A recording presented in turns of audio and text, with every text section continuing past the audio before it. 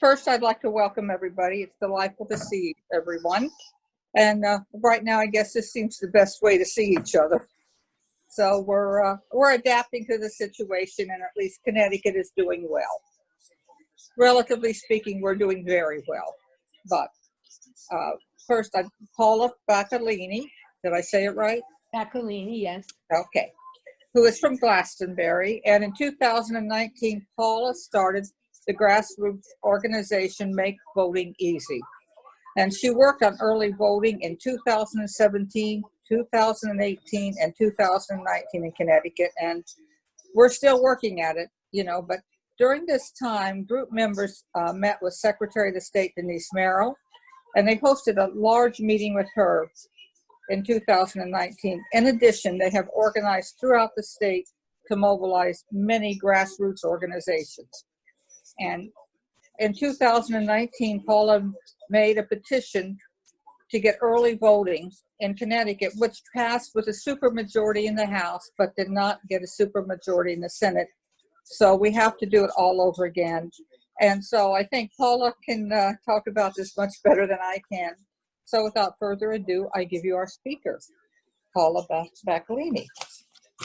Well, thank you so much, Deborah. That was a lovely introduction, and thank you for having me part of your group. My colleague that's with me today is Jonathan Perleo, and Jonathan and I and Stephen Winter, we worked very hard in 2017. Jonathan was heading up the national popular vote effort in Connecticut, and it took us till 2018 to get that passed, and we do have that passed, and we are now part of the compact of states to elect the president by national popular vote. And if that would be happening down the road once we have enough states that sign on. But at any rate, this year, we weren't doing anything this year on early voting because of the COVID situation, and also basically because we have a brand new session of the legislature, and they have to vote again.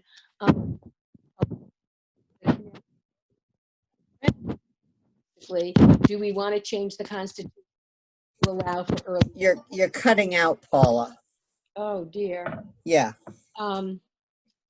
I don't know. Jonathan, have you got a suggestion of what to do if you're cutting out? Now you're fine.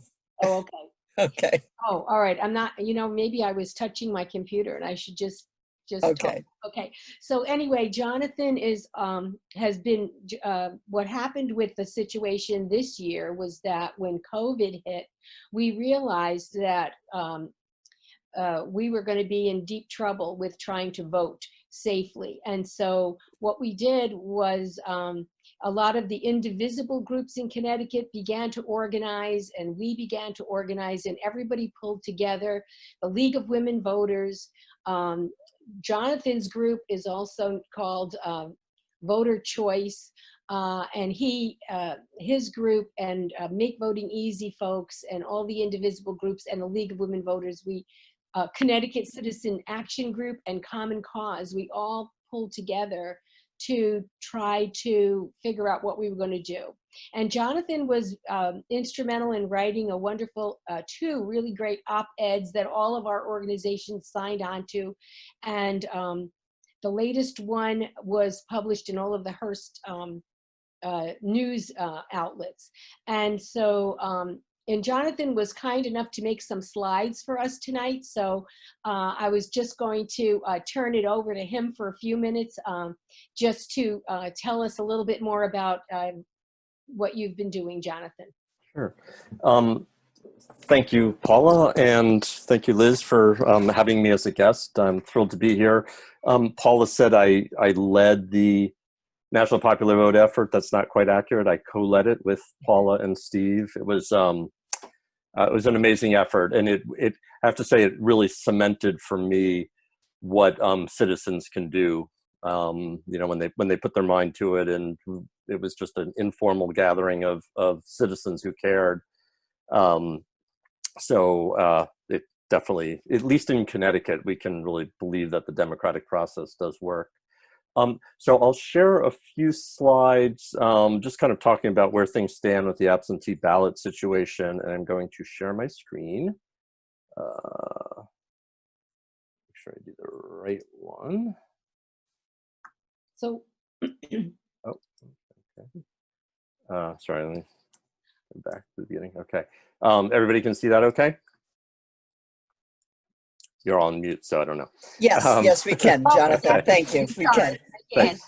So Paula sort of alluded to this a little, but just in case you aren't aware, Connecticut is one of only 11 states that doesn't allow either early voting or no excuse absentee ballot voting, which is commonly called vote by mail. And the reason for that is that the Constitution requires voters to appear in person on election day, and it only lays out a very kind of few reasons for absentee ballot voting. One of which is illness, and the other is you're not at not in your town, your place of voting all day long, and a couple of others. And then, as Paula also referenced, the process to change the Constitution to allow us to have early voting and no excuse absentee ballot voting is quite cumbersome. So the first thing that has to happen is the General Assembly has to vote to put an amendment question on the ballot. And there's kind of two ways they can do that. Either a supermajority can pass it in both houses, and then the question will go onto the ballot. But if it doesn't get a supermajority, if only a majority votes for it in each house, then the next legislative session, so not necessarily the next year, but the next session, also has to vote on it and pass it by at least a majority. And so what happened last year is the House passed it by a supermajority, and then some agreements seem to have kind of fallen by the wayside, and the Republicans backed out, and there was not a supermajority in the Senate.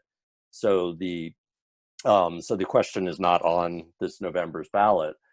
So right now the timing is going to be, next year they can vote on it, and then it will go onto the ballot in 2022, and assuming we approve it, then the General Assembly actually has to pass a bill to allow us to vote early and to vote by mail or no excuse absentee ballot.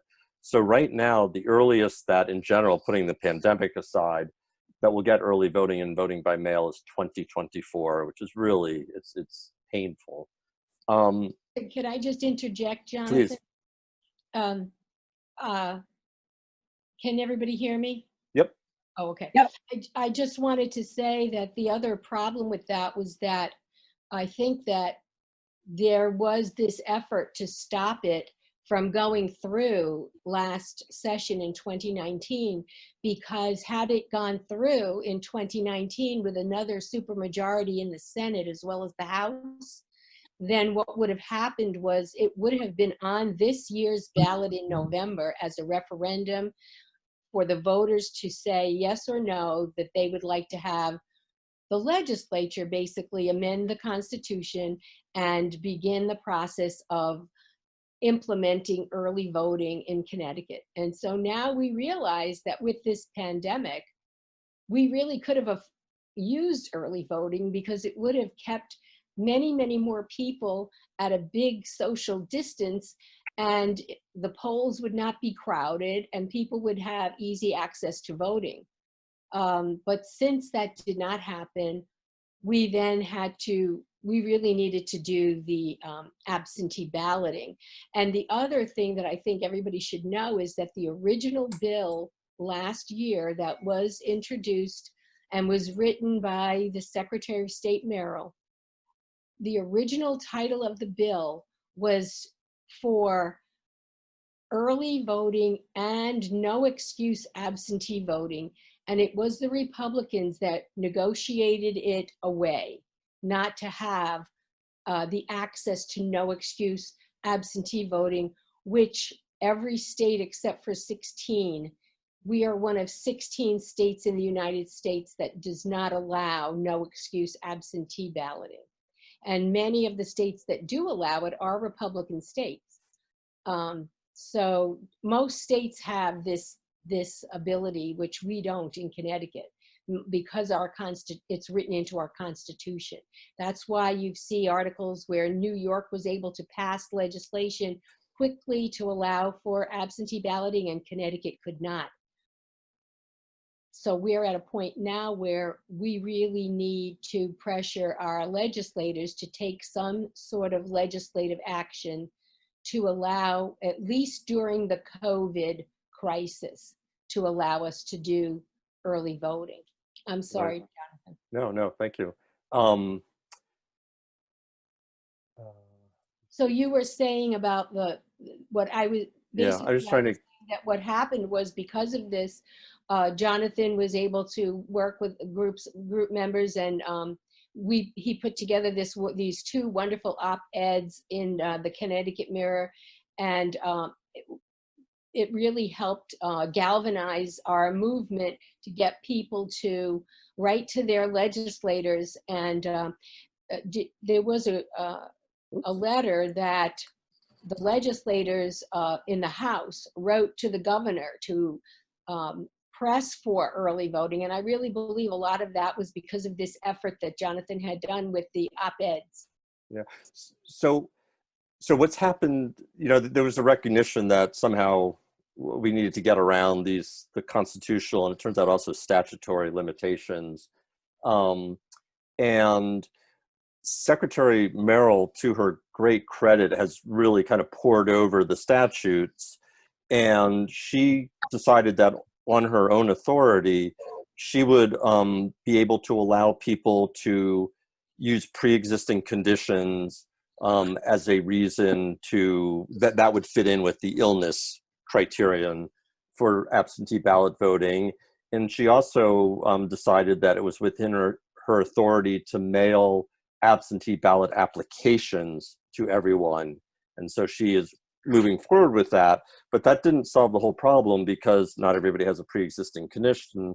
And so the idea of the fear of getting COVID, or you're worried that you might have had it, or getting it, or giving it to somebody else, was not going to be a valid excuse. And so that was the push back in May to try to get either Governor Lamont or the legislature to do something. And to his credit, Governor Lamont issued the executive order, which allowed fear of COVID to be a valid reason for voting by absentee ballot, but only for the primary.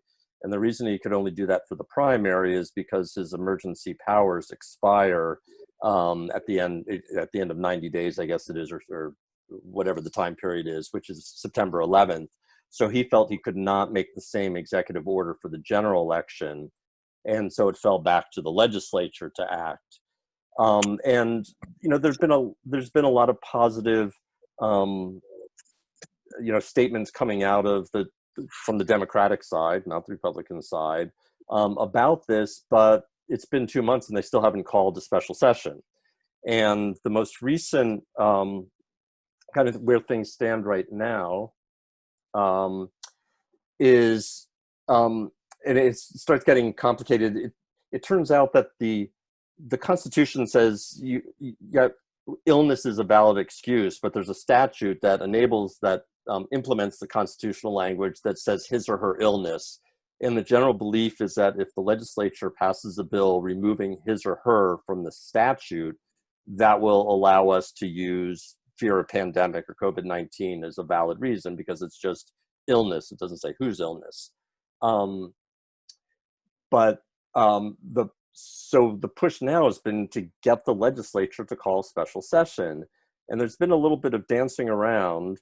A couple of weeks ago, the Democratic leadership wrote to the governor saying, please call us into special session so that we can do absentee ballot and police accountability.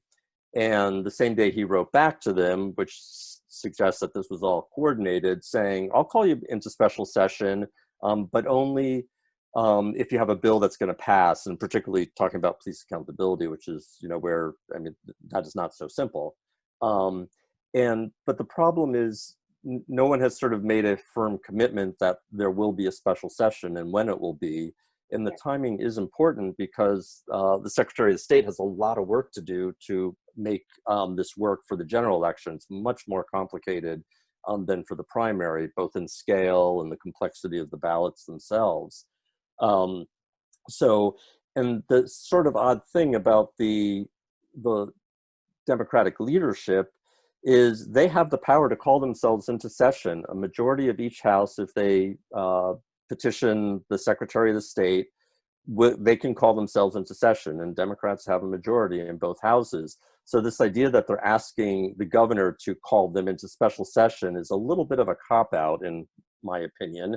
And we keep hearing, like, you know, it's coming. And the latest we had heard as of a couple days ago was the House leadership had asked their members whether they were available on July 20th to 24th, suggesting that that's when they were looking at. And from the Senate side, we've heard that sometime in the second half of July. So, you know, it looks favorable, but it's not a done deal. Mm-hmm.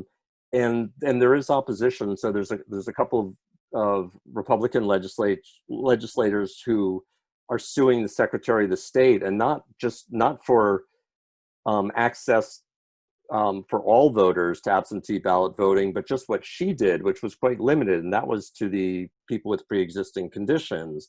And so they're suing her for that, talking about it being a constitutional overreach.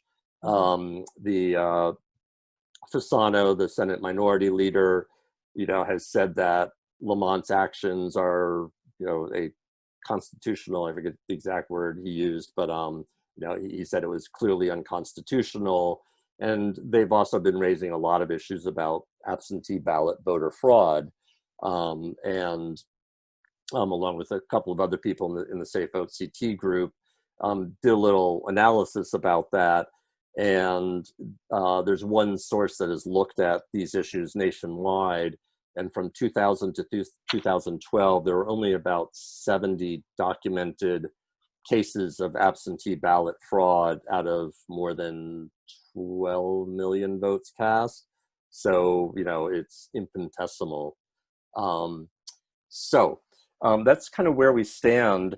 But the other thing is, once we do get the go-ahead, there's a lot of work to be done, because most people have never voted by absentee ballot. And they may not know what they're supposed to do when the application arrives, because a ballot will not be sent to them unless they actually apply for one. And there are people, you know, just voters in general, that have expressed some concern about fraud and things like that. And so that's an issue that needs to be dealt with. So there are, let me just see one thing. So I'll just interject, Jonathan, because here's the thing about the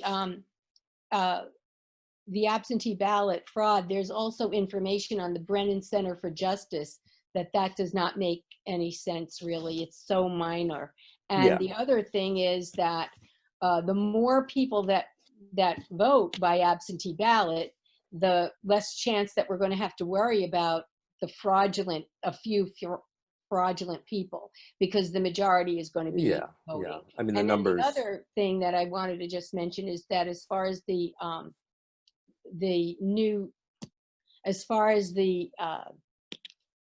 need to get an application for absentee balloting, we were able to get to the point now where, because of the governor's executive order, the Secretary of the State is mailing every eligible registered Democrat and registered Republican who can vote in the primary will be able to vote by absentee ballot.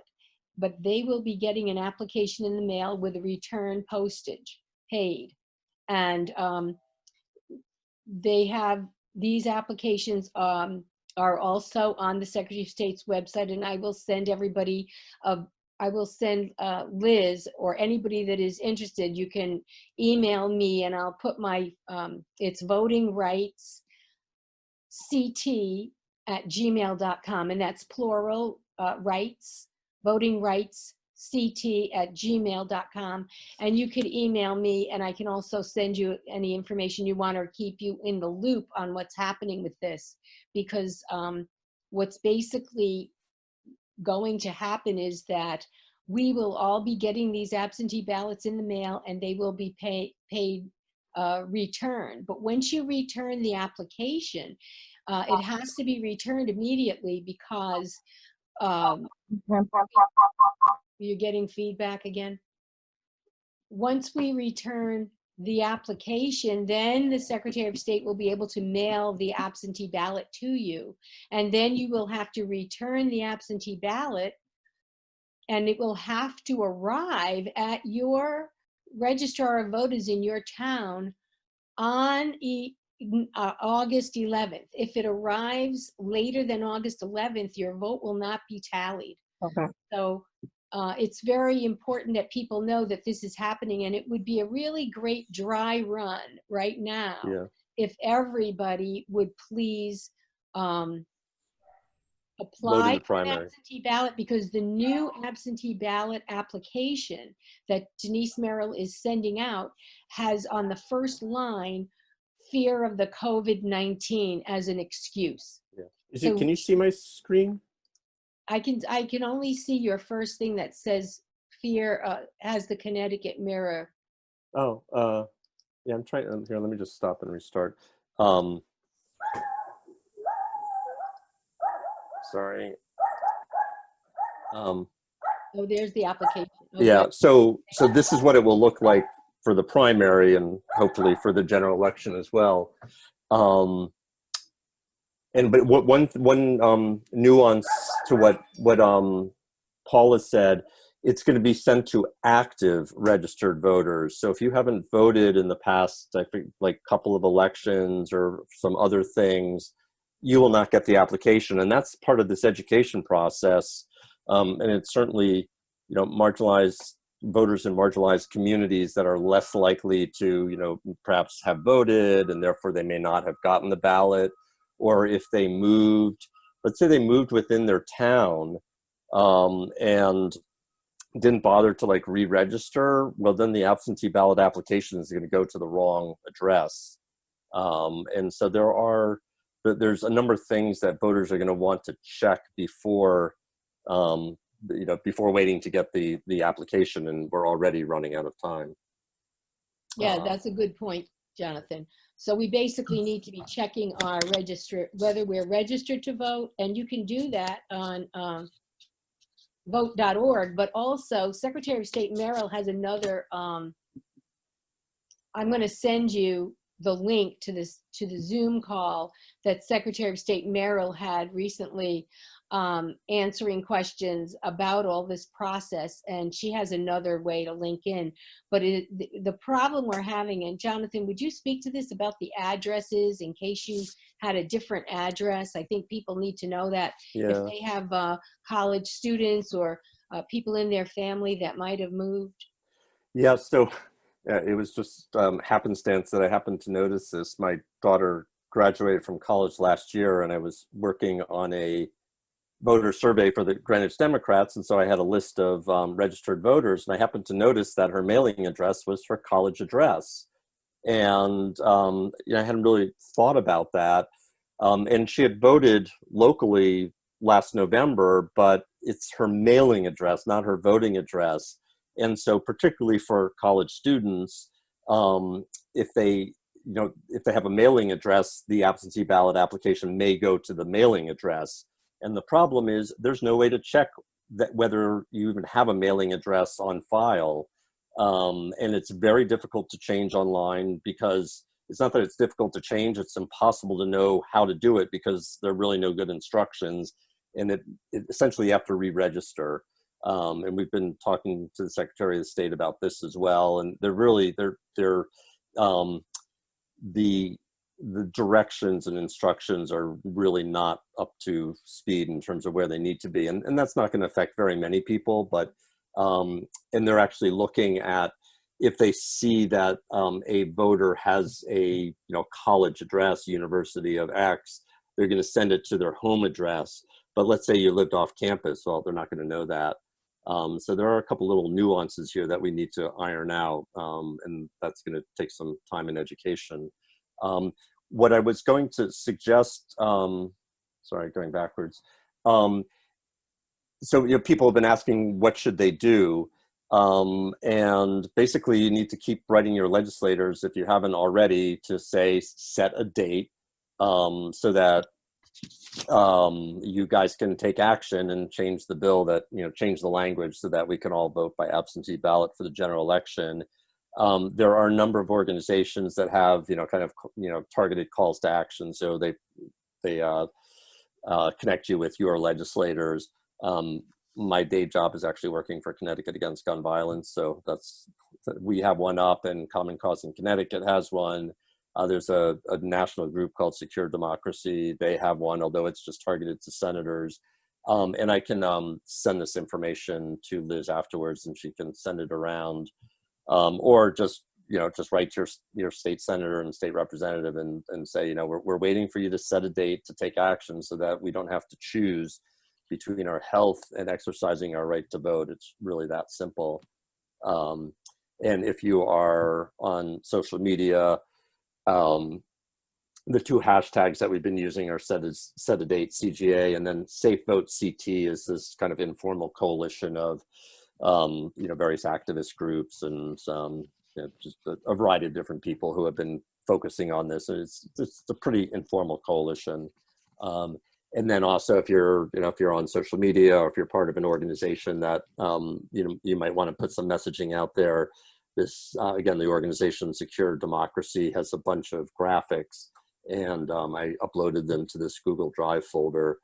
So again, I'll send this out afterwards, and feel free to post that stuff. And the fact is, in Connecticut as well as nationwide, a majority of all voters, including Republicans, support the idea of voting by mail. And so, unfortunately, the Connecticut GOP is really out of step, not only with voters in general, but their own party members. That's right. And the other thing too that that I'm focusing on as well with Make Voting Easy is the national, at the federal level, there's the Voting by Mail Act in the Senate and the House. And they're trying to get that to pass so that the Congress and the Senate can provide more funding to the states. Fortunately, Denise Merrill has said that we're pretty good on that front, and we'll be able to send out these absentee ballots and be able to utilize the federal funding for that, and with the return postage. And I think she feels that we're okay also for November. It's just a matter of getting the legislative fix. And so our local state, each of us has a local state senator and a local representative, one of each.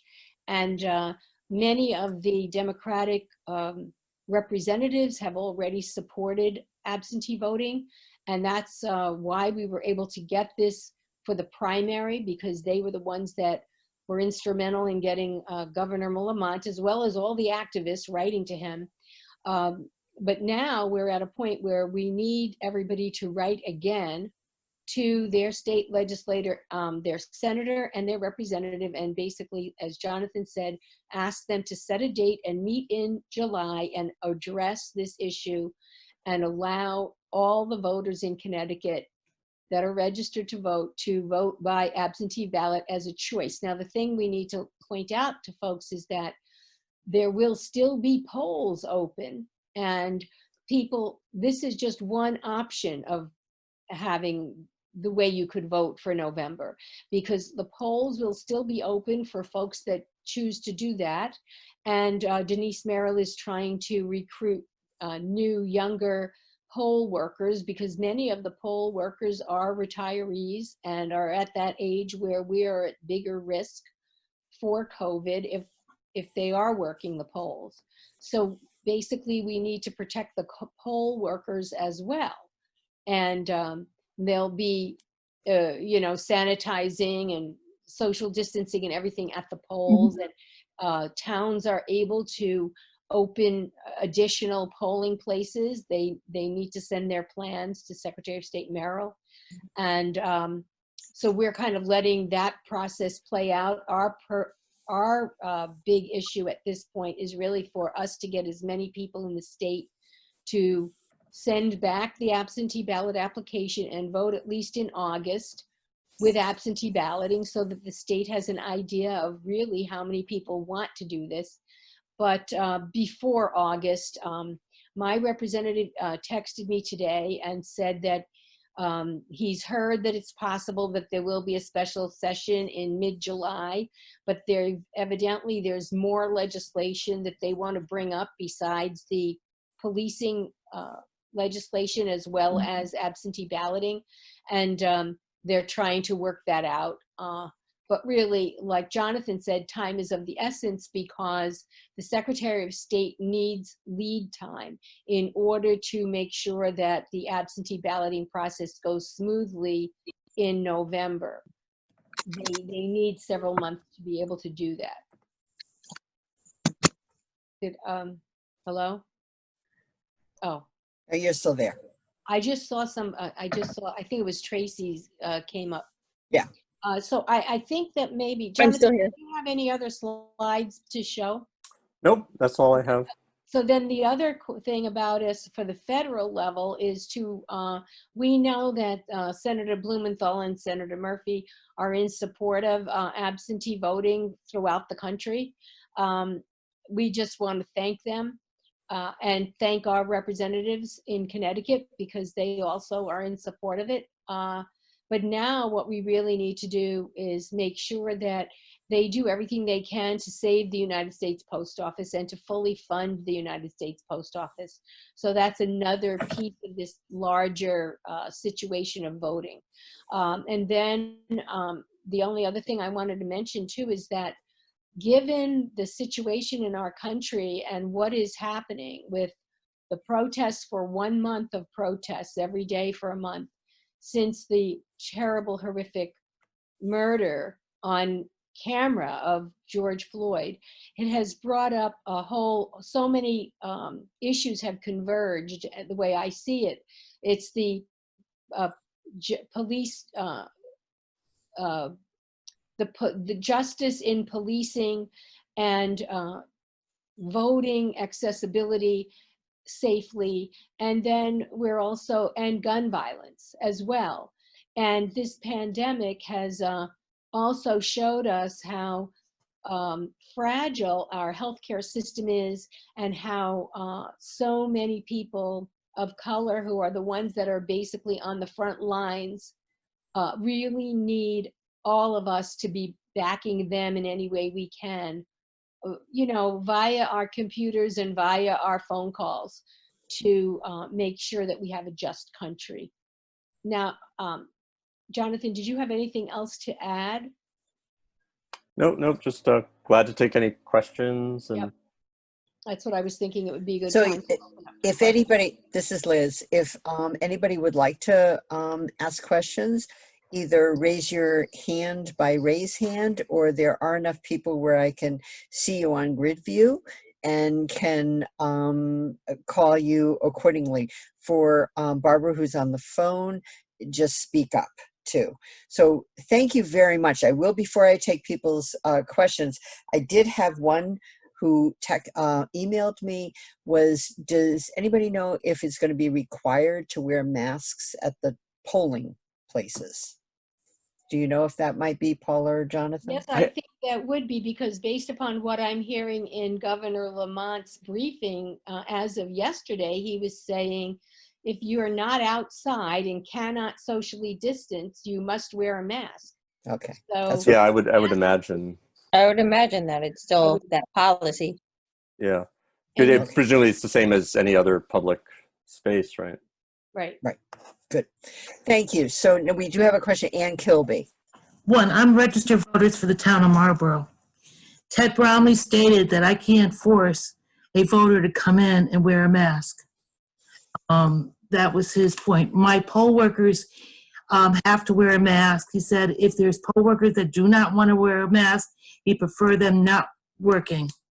Also, I want to add one more thing, John. Just out of curiosity, though, and on what basis did he say? I thought it was like an executive order that in public places you have to wear. I'm just telling you what I was told. But he didn't give you a rationale. Right. Also, I want to state something. We do not automatically make people inactive because they haven't voted for a period of time. It's a letter that goes to them. In my town, I do it for 8 years. Oh, so you have some, Not automatically take people off the voter list right. just because they haven't voted, okay? Yes, yeah, I stand Letter. I corrected. just wanted, you said It's, they automatically, they don't. yeah. No, it was, if that plus some other things, but it's interesting. So you have some authority, or not authority, but some ability to be less stringent than the law allows, I guess. That was stated, and I might be doing curbside. I might be telling this person that doesn't want to wear a mask to not go into the polling area, and I might be doing I can't document that, but do curbside voting for that person. That's still very dangerous to do curbside voting because remember, you wear a mask to protect the other person. So if that person does not have a mask, But I cannot refuse that person in the polling. and they have no business and going up to a car with an elderly person in it. It'll be me doing it. Okay. So this is, Anne's got to follow what the Secretary of the State. I'm just telling you what Secretary of State just Okay. told me. All right? Thank you. So we have Okay. Tracy has her hand up, and then I'll have I have a Laura. question.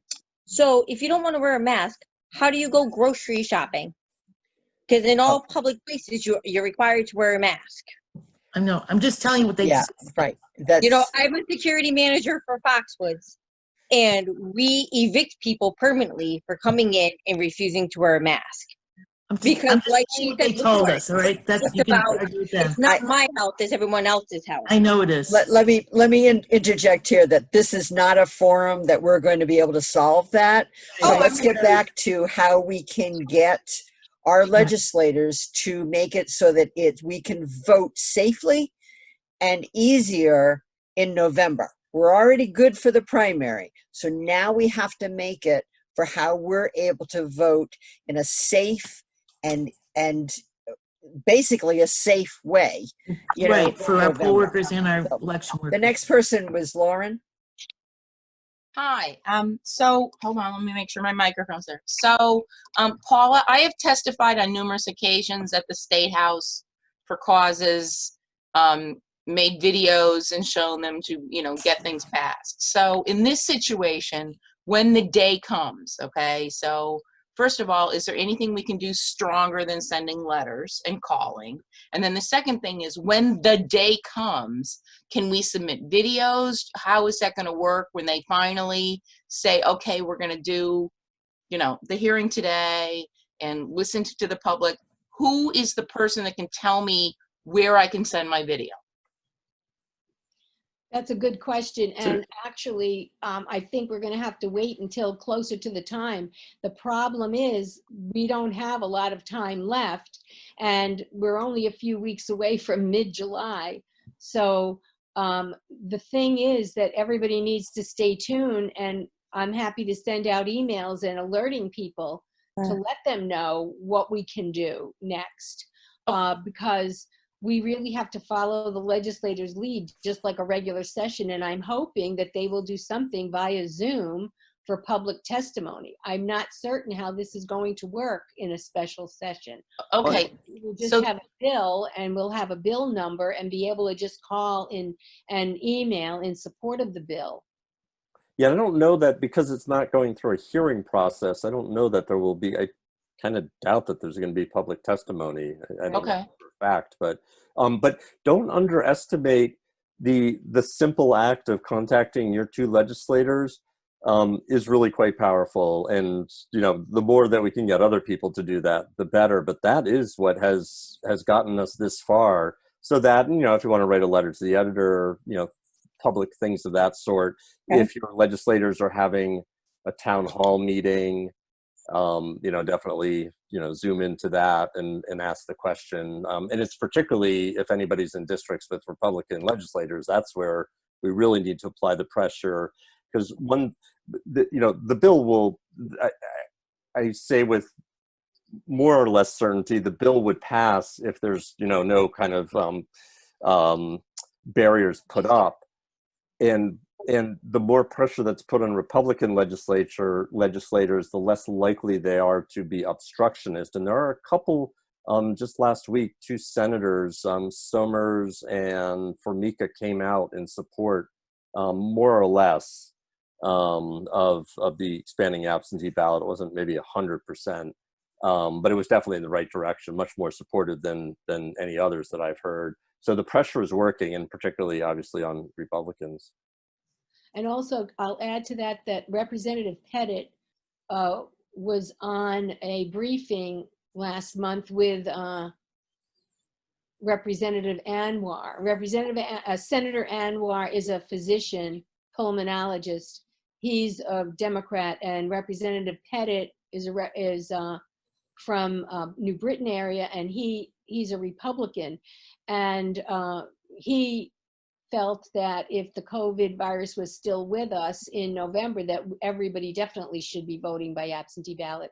And he did say that publicly in May at the briefing that was with Governor Lamont. So the other thing too, and what do you think about this, Jonathan? I think that people could also contact the governor and ask him to please make sure that a special session is called in July so that the Secretary of State has enough time to implement absentee voting. Yeah, it's certainly, including him in your letters, certainly can't hurt, put it that way. Are there any other questions? I do have several questions from chat. So I will, we have one question from Gary Wells, that he was wondering if the physical disability excuse wouldn't apply under the current law. The U.S. District Court in San Antonio ruled in May.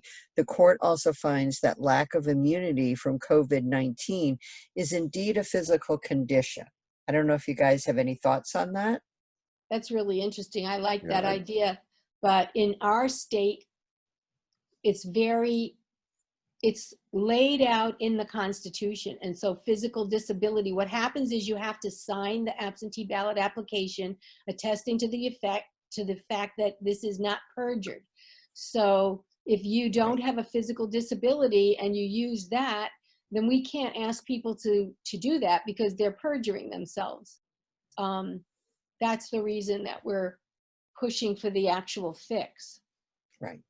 Okay. And I do believe they have really pushed the limits as to what they think they can do within the law. And I think it was felt that they couldn't go all the way within the existing law, other than with the executive order. Right. Thank you. And then another question from Linda Theodoro. You said that they're trying to recruit young poll workers. Where and how are you doing that? Well, I know that the Secretary of State is doing that. Oh. I don't know how. Anne, have you heard anything? Unmute. We have to develop a document that tells us how much supplies we need and how many workers and our issues, and it has to be given to the Secretary of State. And we've been meeting with the conference calls discussing these. There's an implementation team both from the town clerk and the Secretary of State with that, with all the issues. Are there any other, I'm just curious, and maybe after Liz asks the other question, and just from your perspective, like, are there issues that need to be dealt with that you're concerned with? You know, because I would love to hear from your perspective as somebody who is responsible for this. Well, I only have one more thing, and then is that just that a suggestion from Tracy Burdo that we can get volunteers through our local DTC, which is a great suggestion.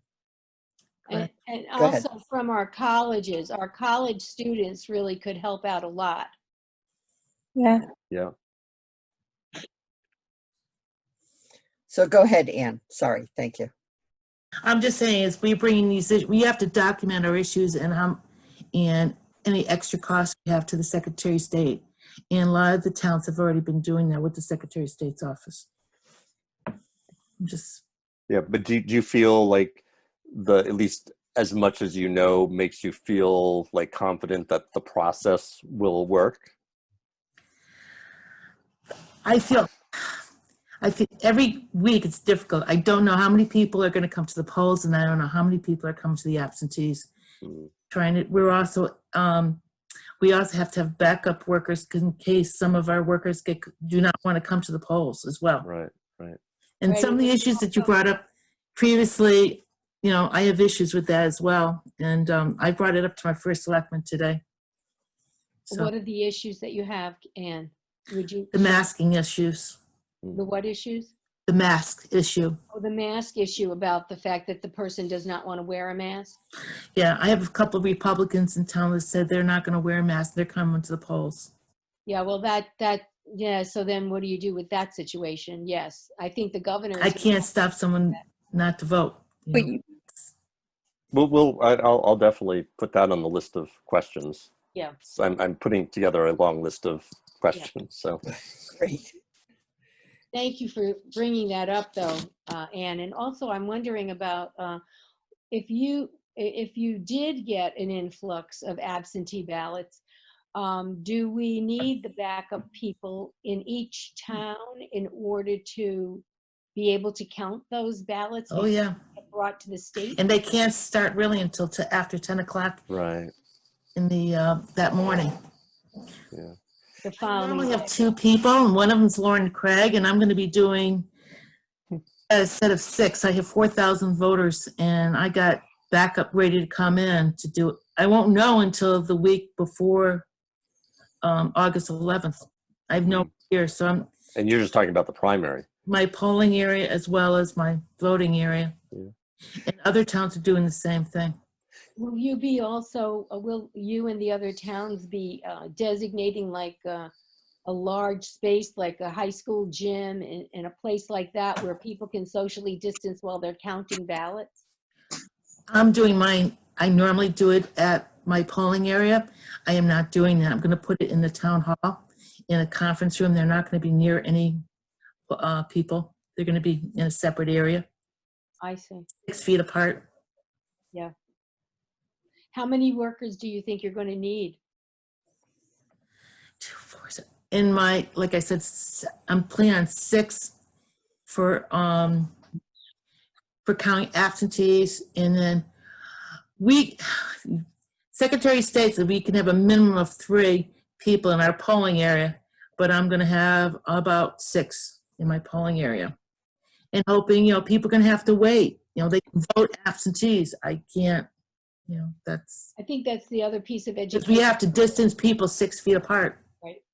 And I think that you're right, that people are going to have to be really realizing that they're going to have to wait for the results.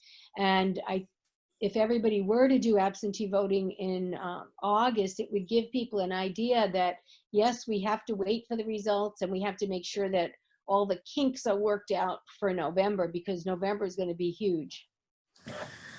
Yeah. So can I just ask again? You said that if we get this changed through the legislative now, that there's action taken in July, that would allow for more money for November to do the absentee? No, the Secretary of State has a certain amount of money that was designated by the federal government, and I think Okay. she thinks that they're okay Yeah. for November. But the thing too is that the federal government is designating more money with this Vote by Mail Act that would supply money to the, you know, would actually keep funding the post office, which has not been funded because Right. Trump is trying not to allow any of this funding to happen. And he and Pence have both voted by absentee ballots, but he doesn't want to allow anybody else in the country to do that. It's very frustrating. But the other thing you asked about the money for the money that the Secretary of State has gotten from the federal government from the first stimulus money, and to help the states is supposed to also be she's going to be using it for PPE equipment and sanitizing equipment. I bet Anne could speak better on that than I can. Anne. Oh, I can't hear anybody. Am I unmuted? Yes, for the PPE, I just got some today, as well as shields. Also, my town said that my money's going to go first. They're going to try to get it through FEMA, and if it doesn't go through FEMA, then we'll go to the Secretary of State for funding. So I guess what we need to do, now that I'm hearing this, can everybody hear me? Hello? Yeah. Yeah. Oh, Mhm. Yes. yeah, I think that now that Anne mentions this, I think that one of the other asks that we might want to do when we are contacting our legislators, or representatives and senators in Connecticut, is to say not only have a special session and address the absentee ballot issue, but also require masks to be worn in the polling places, or at least write to Governor Lamont so that he can make an executive orders or addendum to that and make it stronger for August. This has been really informative, and every day Trump seems to find a way to get even worse than the day before. So to know what we can do and to really work toward getting this for Connecticut, and it honestly kind of surprises me that for the progressive state we are, that our voting is so archaic. It just, it just doesn't make any sense. And Right. I know for me, my husband has no immune system due to a chronic leukemia, so getting out and voting is a major issue because I can't bring anything home. But Right. he would also qualify under sickness on any Yes. absentee ballot. Yeah. Oh, yes, yes. He normally votes now absentee. Right. But anyway, the thing too is that please contact us if you're not, please be looking in your mail this week and next week, because the Secretary of State has begun to mail out the absentee ballot applications. And if any of you are leaders of other groups or belong to the Democratic town committees, or if anybody on this call is Republican and belongs to a Republican town committee, we appreciate it if you would get the word out to ask the folks in both Republicans and Democrats to join in this effort, because this is really not a partisan issue. And unfortunately, it's becoming one. But in actual fact, every person in the United States, regardless of party, has the constitutional right to vote. And so we all do it together.